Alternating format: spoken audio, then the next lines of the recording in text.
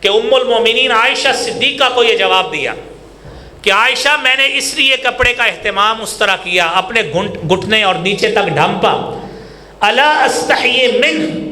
تستحیی منہ الملائکہ، کہ کیا میں اس شخص سے حیا نہ کروں جس سے فرشتے بھی حیا کیا کرتے ہیں۔ یہ عثمان غنی رضی اللہ تعالیٰ عنہ کا مقام و مرتبہ ہے، اور وہی عثمان رضی اللہ تعالیٰ عنہ کہ جس کے حوالے سے سنن ابن ماجہ کی 154 نمبر حدیث ہے، آپ نے فرمایا ارحم امتی بامتی ابو بکر، میری امت میں میری امت کے ساتھ سب سے زیادہ رحمت اور شفقت کا اگر کوئی معاملہ کرنے والا ہے تو ابو بکر صدیق رضی اللہ تعالیٰ عنہ۔ ان احسن الکلام کلام اللہ واحسن الہدی ہدی محمد صلی اللہ علیہ وسلم وشر الامور محدثاتها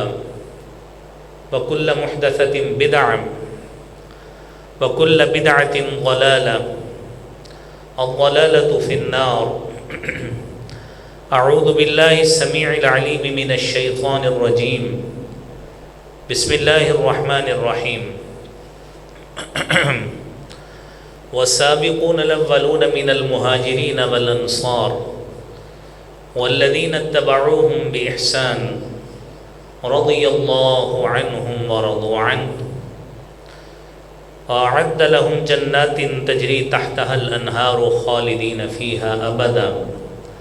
ذلك الفوز العظیم۔ صدق اللہ العظیم۔ تمام تعریفات، کبریائی، حمد اور تعریف اللہ رب العالمین کی ذات کے لیے خاص، جو کائنات کا خالق و مالک ہے، مالک ارض و سما ہے، خالق ارض و سما ہے، علی کل شیء قدیر ہے، فعال لما یرید ہے۔ درود و سلام حضور کائنات جناب محمد الرسول اللہ صلی اللہ علیہ وآلہ وسلم کی ذات اقدس پر۔ حضرات دی وقار، آج 15 ذی الحج ہے، اور ذی الحج کا یہ مہینہ جہاں پہ اس کے ابتدائی 10 دن فضیلت کے حامل ہیں، اس کا تذکرہ آپ نے پچھلے جمعہ میں سنا، اور اسی میں ہی ہم نے ذی الحج کے مہینے میں ہی قربانیاں بھی پیش کرنا ہوتی ہیں، اور یہ حج کا مہینہ ہے، وہیں پہ ساتھ ساتھ تاریخی لحاظ سے بھی اس کی بڑی اہمیت ہے۔ اس مہینے میں 18 ذی الحج کو داماد رسول، شہید مدینۃ الرسول حضرت عثمان غنی رضی اللہ تعالیٰ عنہ کی شہادت بھی اسی مہینے میں ہوئی ہے، اور 18 ذی الحج 35 ہجری کو داماد رسول ذو النورین سیدنا عثمان بن عفان رضی اللہ تعالیٰ عنہ کو بے دردی سے شہید کیا گیا ہے۔ تو اسی مناسبت سے ہماری گفتگو آج حضرت عثمان کے فضائل و خصائل پہ ہی ہوگی۔ اگلے جمعے انشاءاللہ شہادت اور کچھ اور پہلو بیان کریں گے۔ حضرت عثمان غنی رضی اللہ تعالی عنہ آپ قریش کی مشہور شاخ بنو امیہ سے تعلق رکھتے تھے، اور عثمان غنی رضی اللہ تعالی عنہ ان ابتدائی چند لوگوں میں شامل ہیں جو اعلان نبوت کے بعد حضرت صدیق اکبر رضی اللہ تعالی عنہ کی دعوت پہ نبی کریم صلی اللہ علیہ وآلہ وسلم پر ایمان لائے۔ نبی اکرم صلی اللہ علیہ وآلہ وسلم کے ساتھ اس صحابی کا تعلق کوئی عام سا تعلق نہیں ہے، بلکہ اس کا تعلق اس اعتبار سے بڑا مضبوط ہے کہ نبی کریم صلی اللہ علیہ وآلہ وسلم کی 4 بیٹیاں ہیں، اور پہلی بیٹی اس کی شادی عاص سے ہوئی ہے، اور دوسری اور تیسری بیٹی کا یکے بعد دیگر نکاح آپ نے جس جوان رعنا سے کیا ہے اس کا نام عثمان بن عفان رضی اللہ تعالیٰ عنہ ہے۔ اور اعلان نبوت کے بعد نبی کریم صلی اللہ علیہ وآلہ وسلم نے اگر کسی وجود سے تعلق استوار کیا ہے تو یہ بنو امیہ کا نوجوان ہے جسے عثمان بن عفان رضی اللہ تعالیٰ عنہ کہتے ہیں۔ اور منصب نبوت پہ فائز ہونے کے بعد آسمان کی چھت تلے اور اس زمین کے اوپر سب سے جو بہترین تعلق داماد ہونے کے حوالے سے رہا ہے وہ سیدنا عثمان بن عفان سے ہے، کیونکہ آپ نے یکے بعد دیگرے 2 بچیوں کا نکاح اس صحابی رسول سے کیا ہے۔ اور یہیں پہ بس نہیں ہے کہ آپ اعلان نبوت کے بعد نبی کریم صلی اللہ علیہ وآلہ وسلم نے اسی وجود اقدس کا، اسی وجود اطہر کا انتخاب کیا ہے، ایک کے بعد دوسری بیٹی کے لیے انتخاب کیا ہے، اور دنیا میں داماد ہونے کے ناطے ہمارے معاشرے میں بھی ہر بندہ کئی جائز و ناجائز مقاصد بھی اپنے سسرال سے حاصل کر لیتا ہے۔ یہ دنیاوی ترجیحات ہوتی ہیں، دنیاوی مقاصد ہوتے ہیں، لیکن یہ ایسا داماد ہے کہ جس نے نبی کریم صلی اللہ علیہ وآلہ وسلم کی دعوت پر اسلام کی آبیاری کے لیے اور اسلام کے ابتدائی اور نوخیز درخت کو پھلدار اور تناور بنانے کے لیے جتنا مال صرف ہو سکا ہے وہ اس نوجوان عثمان بن عفان رضی اللہ تعالیٰ عنہ نے خرچ کیا۔ عثمان بن عفان آپ کا تعلق ان سابقون الاولون میں سے ہے، وہ پہل سبقت کرنے والے جو ابتدائی زمانہ میں جب اسلام کا نام لیتے ہوئے ابتدائی زمانہ میں لوگ خائف تھے، کیونکہ ظلم، جبر اور استبداد کی مشرکوں کی طرف سے کیفیت ہی ایسی تھی۔ ان دنوں میں ابتدائی لوگوں میں اسلام قبول کرنے والوں میں عثمان بن عفان رضی اللہ تعالیٰ عنہ بھی ہے، اور یہ انہی خوش نصیبوں میں شامل ہیں جن کے بارے میں قرآن کریم نے سورہ توبہ میں فرمایا ہے وَالسَّابِقُونَ الْأَوَّلُونَ مِنَ الْمُهَاجِرِينَ وَالْأَنصَارِ وَالَّذِينَ اتَّبَعُوهُم بِإِحْسَانٍ رَضِيَ اللَّهُ عَنْهُمْ وَرَضُوا عَنْهُ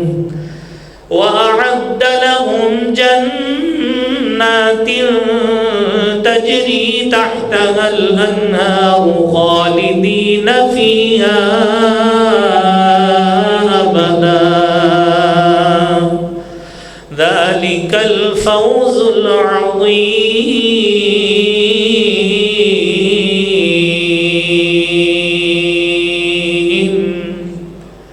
یہ پہل سبقت کرنے والے لوگ،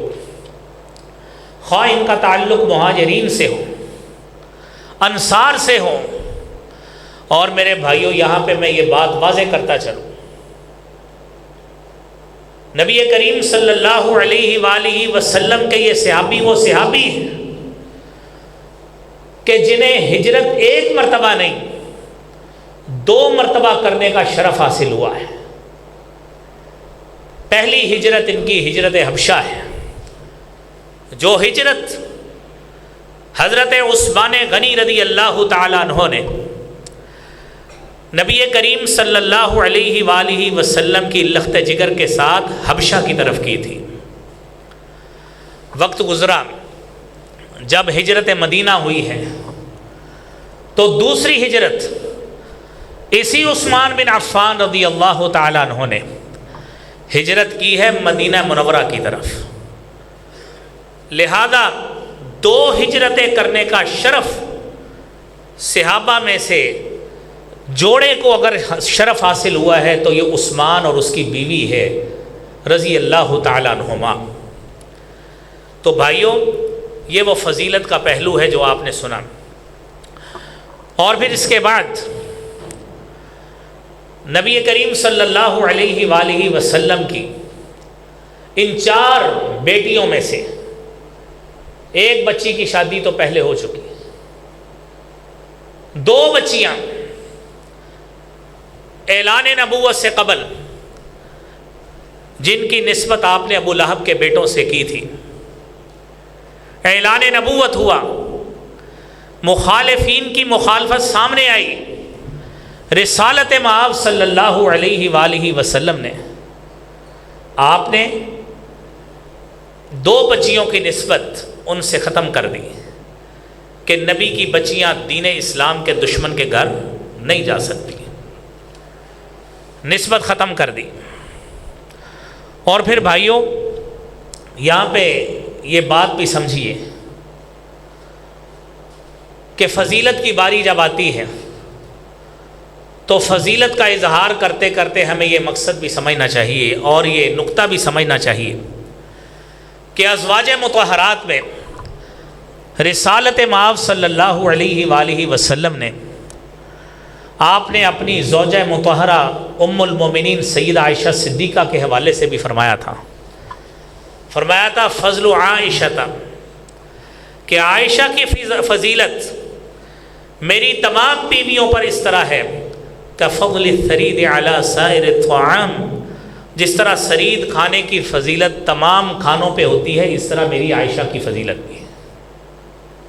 نبی کریم صلی اللہ علیہ وآلہ وسلم کا تعلق اپنے طور پر آپ کی محبت خدیجہ کے ساتھ اپنے طور پر مسلم ہے۔ جس وفاداری کے ساتھ سیدہ خدیجہ نے آپ کے ساتھ وقت گزارا ہے اور آپ نے اس محبت کو ساری زندگی یاد بھی رکھا ہے، اور آپ کہا کرتے تھے کانت خدیجہ فخدیجہ، کہ خدیجہ خدیجہ ہی تھی۔ لیکن یہ بات ذہن میں رکھیے، نبی کا کوئی بھی فیصلہ جو اعلان نبوت کے بعد ہے وہ اس کی اپنی ذات کا فیصلہ نہیں ہوتا۔ ہمارے عقیدے کے مطابق وما ينطق عن الهوى ان هو الا وحی یوحى،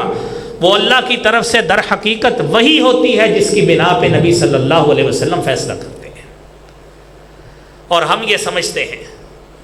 کہ عثمان کے ساتھ اگر آپ کی دوہری رشتہ داری ہے وہ بھی اللہ کے حکم کے ساتھ ہی ہوئی ہے، اور ہمارے عقیدے میں یہ بات بھی شامل ہے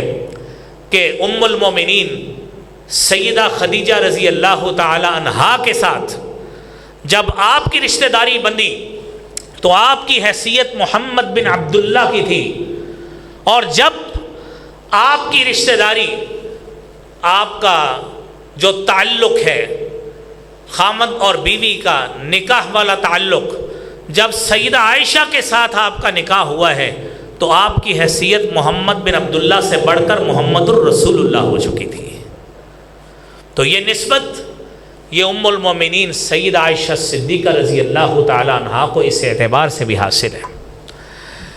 اور سیدنا عبداللہ ابن عمر رضی اللہ تعالی عنہما بیان کرتے ہیں، صحیح بخاری کی 3697 نمبر حدیث ہے، کنا فی زمن النبی صلی اللہ علیہ وآلہ وسلم، کہ ہم اللہ کے رسول صلی اللہ علیہ وسلم کے عہد میں ہوتے تھے آپ کی زندگی مطہرہ میں، تو ہمارا صحابہ کرام کے ساتھ جو فضیلت کا اور بڑائی کا، سپیریئرٹی کا ایک تعلق تھا، وہ کس طرح کا تھا؟ بیان کرتے ہیں لا نعدل بأبی بکر احدا، ہم ابو بکر کے ساتھ کسی شخص کو ان کے برابر نہیں کیا کرتے تھے، کہ صحابہ کرام میں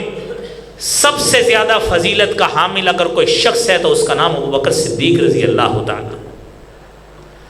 ثم عمر، ابو بکر صدیق کے بعد اگر ہم صحابہ کرام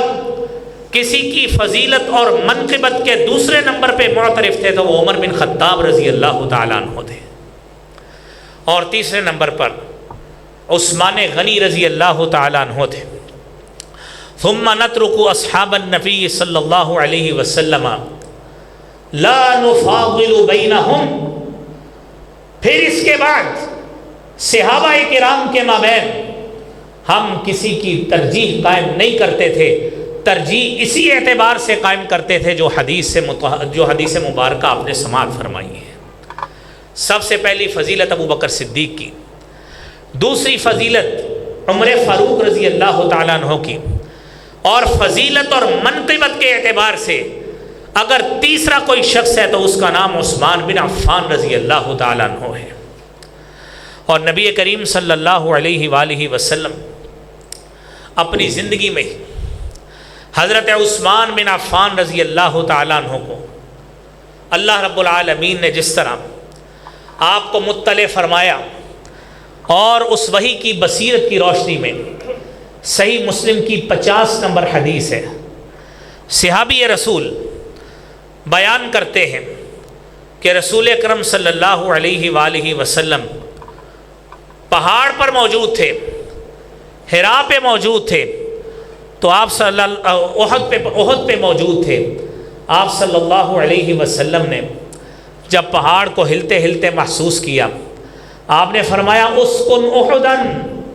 اے احد پہاڑ اپنی جگہ پہ تھم جاؤ، ٹھہر جاؤ،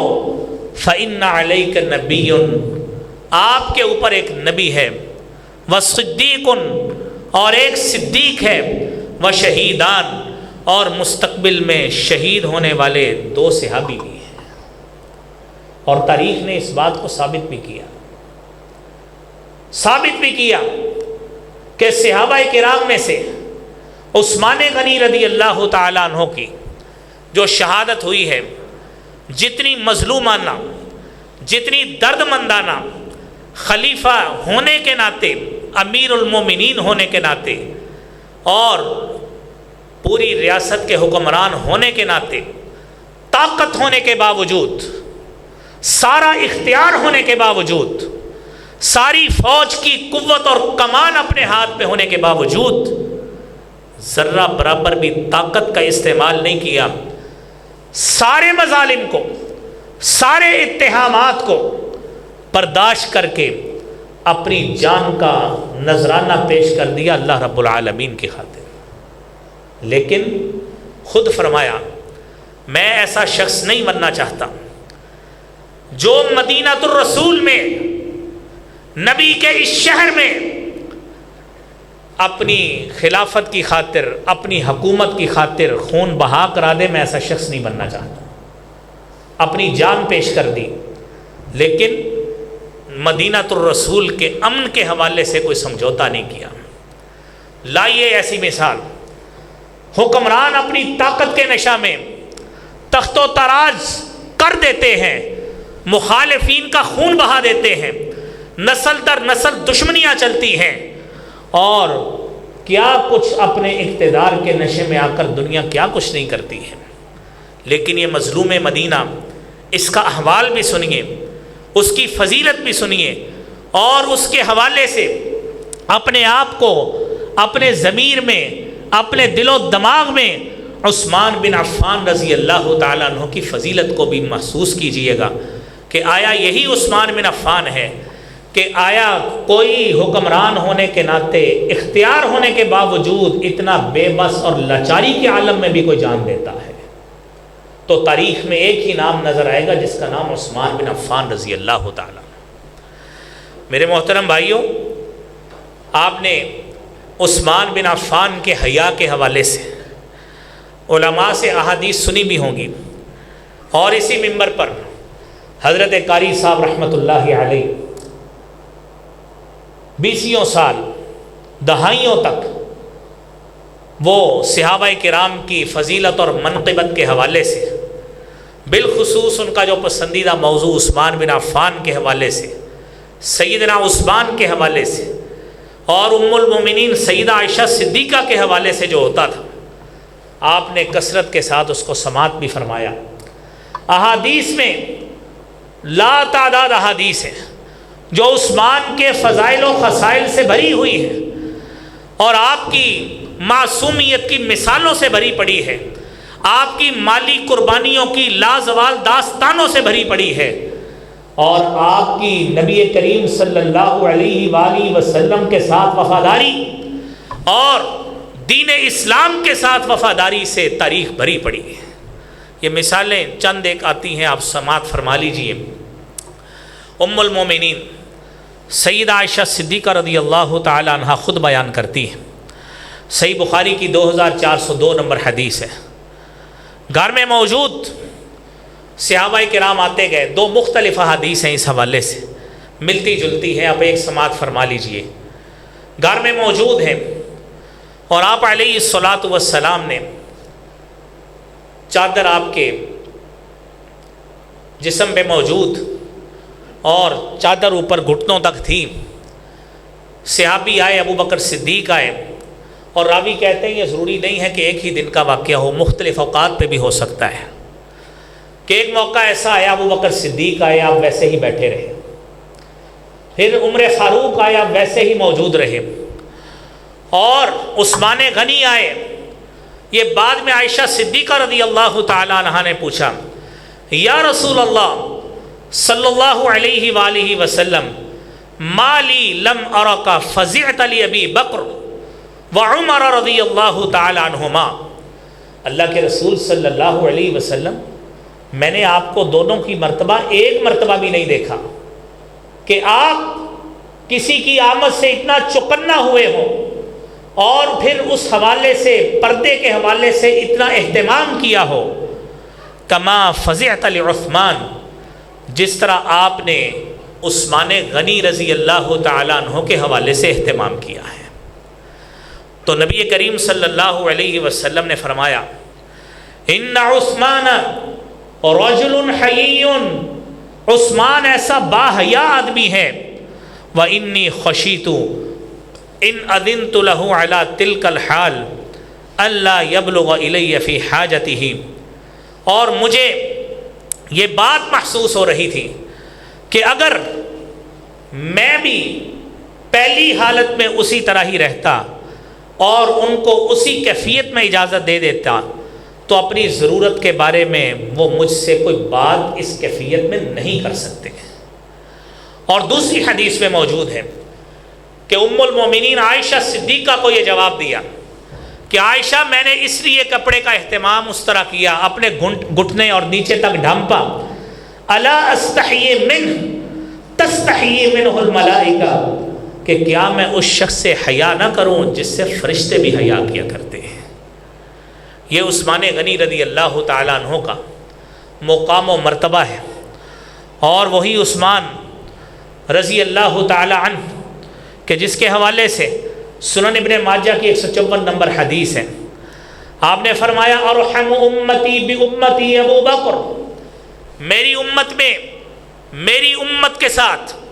سب سے زیادہ رحمت اور شفقت کا اگر کوئی معاملہ کرنے والا ہے تو ابو بکر صدیق رضی اللہ تعالیٰ عنہ ہے۔ واشدہم فی دین اللہ عمر، اور اگر دین کے معاملہ میں، اگر اس کے نفاذ کے حوالے سے، دین کو اپنی شخصیت پہ نافذ کرنے کے حوالے سے، دین پر عمل کے حوالے سے، دین پر غیرت کے معاملے میں اگر کوئی سخت ہے تو وہ عمر فاروق رضی اللہ تعالیٰ عنہ ہے۔ اور تیسرے نمبر پر آپ نے فرمایا، وَأَصْدَقُهُمْ حَيَاءً عثمان، اور سب سے زیادہ با حیا آدمی وہ عثمان غنی رضی اللہ تعالیٰ عنہ ہیں۔ وَأَقْضَاهُمْ عَلِيُّ بْنُ أَبِي طَالِبٍ، اور ان میں سب سے زیادہ بہترین اگر کوئی قاضی کے منصب کا حق ادا کر سکتا ہے تو وہ علی بن ابی طالب رضی اللہ تعالیٰ عنہ۔ اور یہیں پہ بس نہیں، فرمایا وَأَقْرَأُهُمْ لِكِتَابِ اللَّهِ أُبَيُّ بْنُ الْكَعْبِ، اور میرے ان صحابہ میں قرآن کا اگر کوئی ماہر، ویل ایکسپرٹ اور پروفیشنٹ قسم کا قاری ہے تو اس کا نام ابی بن کعب رضی اللہ تعالیٰ عنہ ہے۔ اور آپ نے فرمایا وَأَعْلَمُهُمْ بِالْحَلَالِ وَالْحَرَامِ، اور ان میں سے اگر کوئی شخص حلال و حرام کا سب سے زیادہ جاننے والا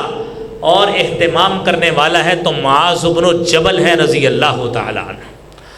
اور پھر آپ نے فرمایا وَأَفْرَضُهُمْ زید بن ثابت، اور سب سے زیادہ فرائض کے مسئلے کو، وراثت اور میراث کے مسئلے کو سمجھنے والا اور اس کی پرسیپٹیو اپروچ رکھنے والا اگر کوئی میرے صحابہ میں کوئی ماہر شخص ہے تو اس کا نام زید بن ثابت رضی اللہ تعالیٰ عنہ۔ اور پھر فرمایا وَإِنَّ لِكُلِّ أُمَّةٍ أَمِينًا، اور ہر امت کا ایک امین ہوتا ہے، اور ایسا شخص جس کو دیانت دار ہونے کا، امانت دار ہونے کا، امین ہونے کا سرٹیفکیٹ زبان نبوت دے رہی ہے۔ فرمایا میری امت میں اگر اس منصب کا کوئی حقدار ہے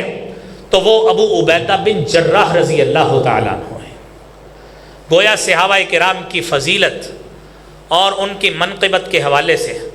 حضور کریم صلی اللہ علیہ وآلہ وسلم نے، آپ نے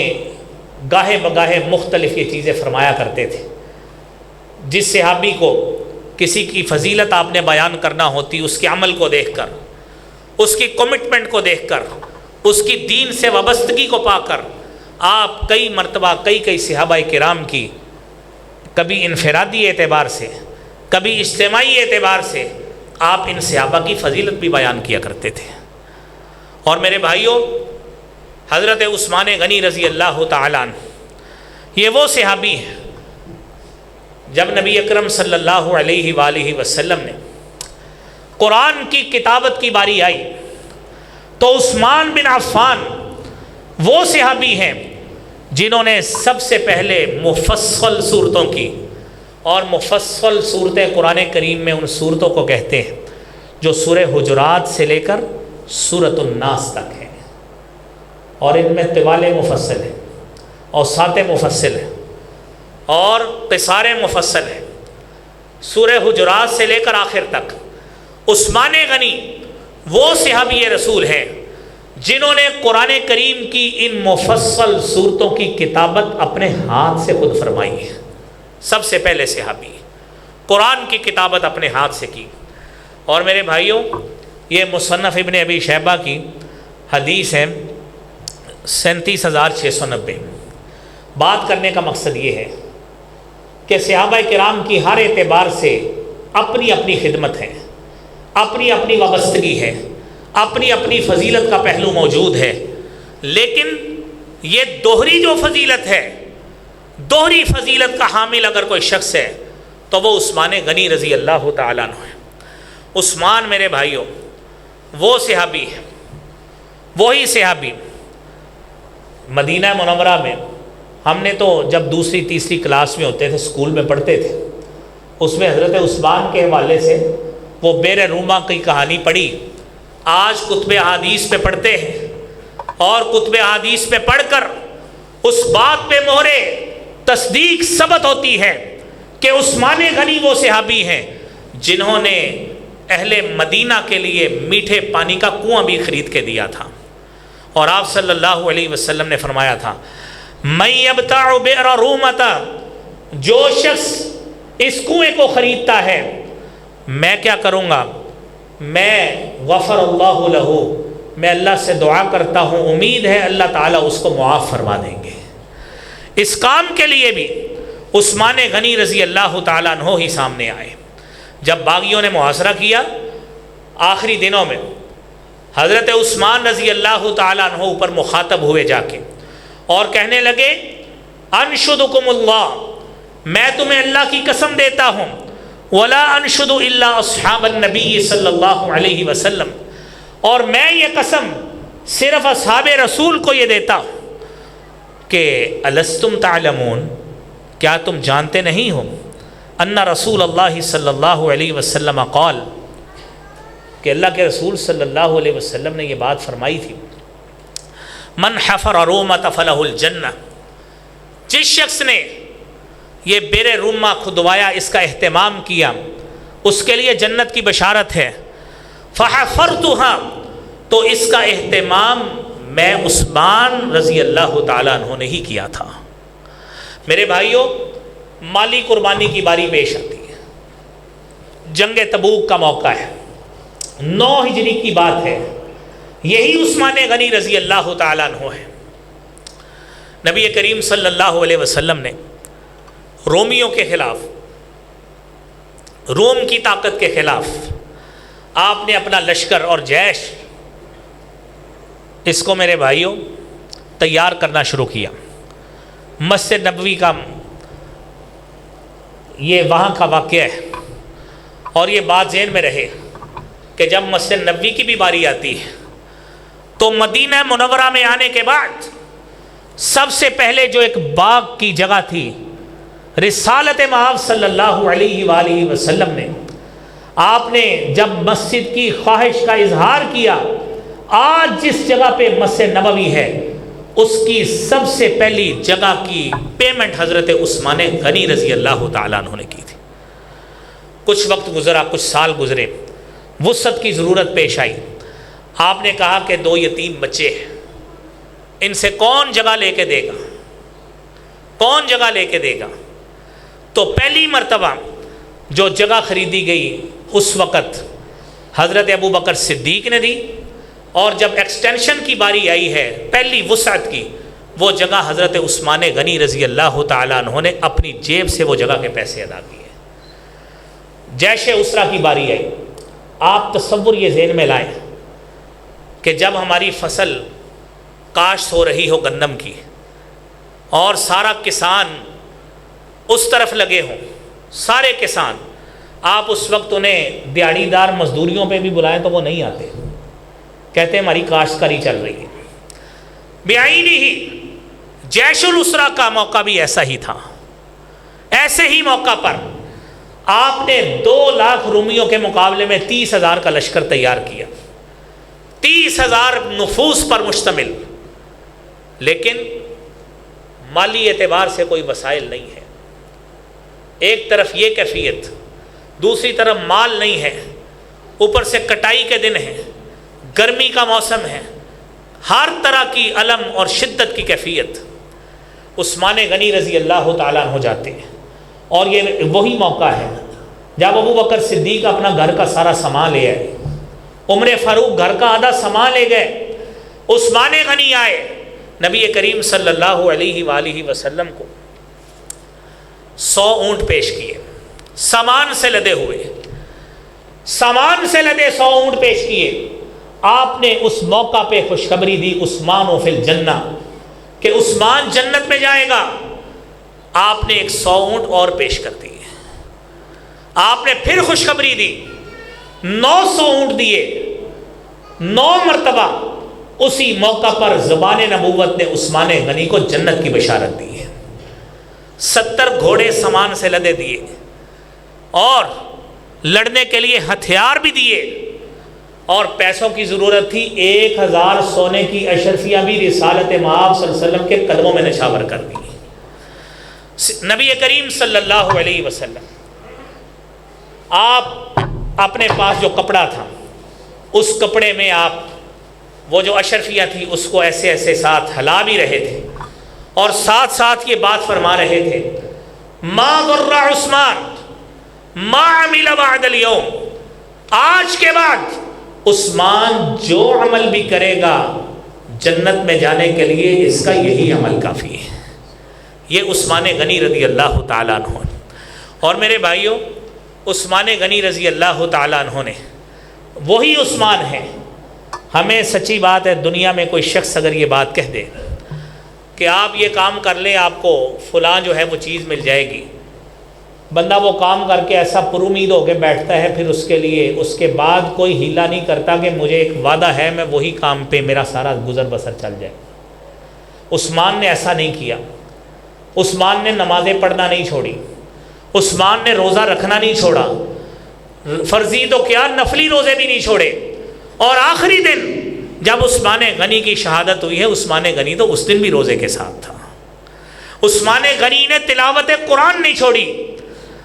اور جس وقت شہادت ہوئی ہے وہ تو اس وقت بھی قرآن کریم کی تلاوت کر رہا تھا۔ ساری جنت کی خوشخبریاں ملنے کے باوجود عثمان غنی رضی اللہ تعالیٰ عنہ کا یہ عمل جو دین کے ساتھ وابستگی اور کمٹمنٹ والا تھا، وہ میرے بھائیوں وہ نبی کریم صلی اللہ علیہ وآلہ وسلم کے ساتھ وابستگی، آپ کے دین کے ساتھ وابستگی۔ جنگ بدر میں آپ شرکت نہیں کر سکے، سبب کیا تھا؟ بڑا دل کر رہا تھا کہ ان 313 نفوس میں میرا بھی جو ہے وہ کسی طرح شمولیت ہو جائے، لیکن اہلیہ کی تباہ کی ناسازی کی وجہ سے حضرت رقیہ رضی اللہ تعالیٰ عنہا کے حوالے سے، یاد رہے 2 ہجری میں غزوہ بدر ہوا ہے، طبیعت کی ناسازی کی وجہ سے رسالت مآب صلی اللہ علیہ وآلہ وسلم نے آپ کو جانے سے روک دیا، اور جس خدشے کی وجہ سے روکا وہی خدشہ ہوا کہ رقیہ کی بعد میں وفات ہو گئی۔ آپ نے جب بعد میں عثمان کے پاس گئے، عثمان کی آنکھوں میں آنسو، نبی کریم صلی اللہ علیہ وآلہ وسلم نے فرمایا کہ عثمان تو جانے کے لیے اتنا بے تاب تھا، میں محمد صلی اللہ علیہ وسلم تیرے لیے اس بات کی شہادت دیتا ہوں، اللہ نے غزوہ بدر کا غازی ہونے کا تجھے لقب دے دیا، تیری خواہش کے مطابق تو جانا چاہتا تھا، تو جہاد فی سبیل اللہ میں حصہ لینا چاہتا تھا، لیکن میں نے تجھے روکا ہے تیری اہلیہ کی وجہ سے۔ اب وہی ثواب جو اہل بدر کو ملا ہے، اللہ تجھے گھر بیٹھے وہی ثواب عطا فرمائیں گے۔ میرے محترم بھائیوں، فضیلت کے تو کئی پہلو اور بھی ہو سکتے ہیں، باقی کچھ اگلے جمعے اور 7 شہادت انشاءاللہ بیان کریں گے۔ اللہ رب العالمین سے دعا ہے کہ مالک الملک تو ہمیں صحابہ کرام جیسا اسلام کے ساتھ رکھنے والا جذبہ اور کمٹمنٹ ہمارے دلوں میں پیدا فرما۔ اللہ کریم صحابہ کرام کی محبت ہمارے دلوں میں پیدا فرما۔ وآخر دعوانا الحمدللہ رب العالمین۔